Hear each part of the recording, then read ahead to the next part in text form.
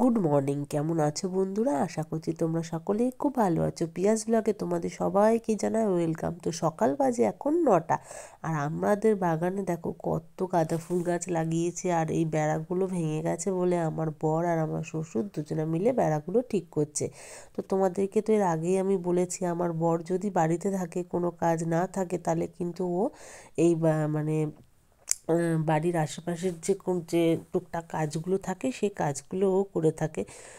আর ও থাকলে পরে ওই যে এই কাজগুলোও হয়ে যায়, আর বাবাও হাতে হাতে কাজ করছে। তো তারপর দেখো, এই যে আমাদের বাড়ির সবচেয়ে বড় একজন মানুষ, মানে সব কাজে ওকে থাকতে হবে, সব কাজে ওকে এই পাকামিগুলো করতে হবে। তো দেখো, এই যে শাবলটা নিয়ে এখানে যে পাকামি করছে, এক্ষুনি যদি পায়ে লেগে যায় ব্যাস একটা দুর্ঘটনা ঘটে যাবে, টানাটানি পারতে হবে ওকে নিয়ে। কিন্তু বললে পরে কোনো কথা শোনে না, একটা হাত থেকে কাটবে তো আরেকটা ওই যে নেওয়া শুরু। দেখতেই পাচ্ছ যে আমি শাবলটা কেড়ে নিলাম, এখানে যে দা নিয়ে শুরু করেছে।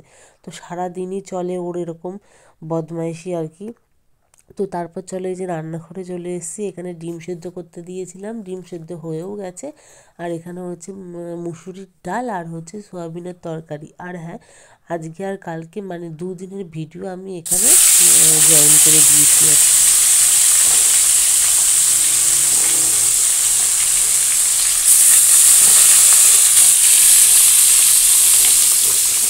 এটা হচ্ছে পরের দিনের ভিডিও। পরের দিনে যে মাছ নিয়ে এসেছিলো, সেই মাছের ঝোল হবে, বাঁধাকপি নিয়ে এসেছি, বাঁধাকপি দিয়ে মাছের মাথা দিয়ে হবে আর কি। তো এখানে দেখো, দেখতে দেখতে আমার মাছ ভাজাগুলোও হয়ে গেছে। আর এদিকে আমি আনাজও কেটে নেব। তোমাদের তো আগের ব্লগে আমি বলেছি যে আমি মাছ ভাজতে ভাজতে বা রান্না করতে করতে আনাজপাতি সব কিছু কেটে নিই, তাতে আমার একটু কাজটা এগিয়ে যায় আর কি।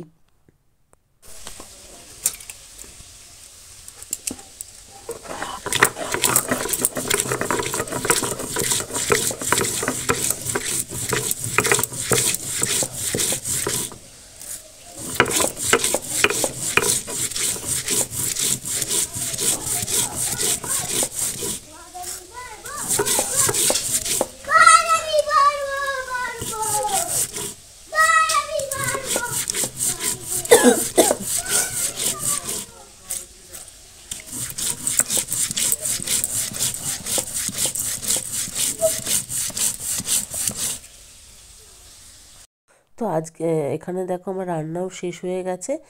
আজকে আর কোনো ভিডিও আমি শ্যুট করতে পারিনি। তো যাই হোক, আজকের মতো ভিডিওটা এই পর্যন্তই। দেখা হবে নেক্সট একটা ব্লগে। বাই।